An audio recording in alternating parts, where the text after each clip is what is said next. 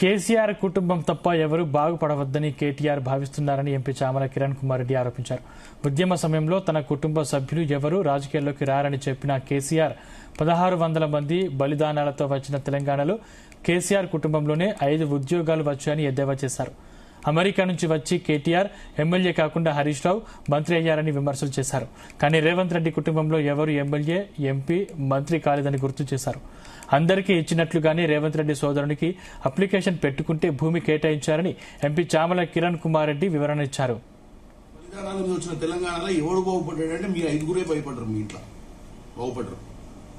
ఇప్పుడు అధికారం కోల్పోయినాక ఎవడు బాగుపడొద్దనే ఆలోచనలు ఉన్నట్టున్నారు మీరు.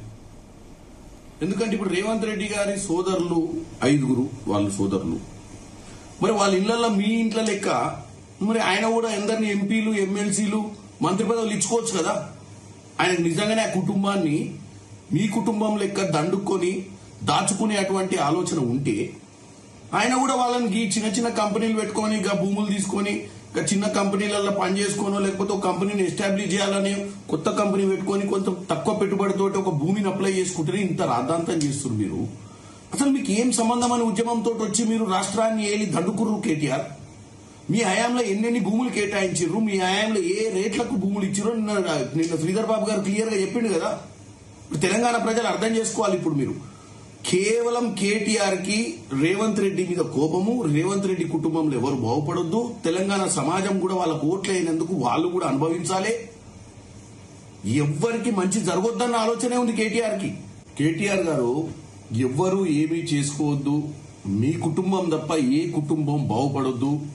మీ నాయన కేసీఆర్ గతంలో మీకు గుర్తుకుందో లేదో మరి గుర్తు చేయాల్సిన పరిస్థితి ప్రతిసారి వస్తుంది. మీరందరూ అమెరికాలలో ఉద్యోగాలు చేసుకుంటారు అని చెప్పి రాజకీయాలలో మా పిల్లలకు ఎవ్వరికి కూడా ఇంట్రెస్ట్ లేదు, నాకు కూడా ముఖ్యమంత్రి ఇంట్రెస్ట్ లేదని చెప్పి ముఖ్యమంత్రి పదవి తీసుకుంటూ మీ అందరిని పిలిచి ఉద్యోగాలు ఇచ్చుకుంటా. ఆయన దగ్గర మంత్రి పదవులు, రాజ్యసభలు, లోక్సభలు, ఎమ్మెల్సీలు మీ కుటుంబంలోనే అన్ని 1600 మంది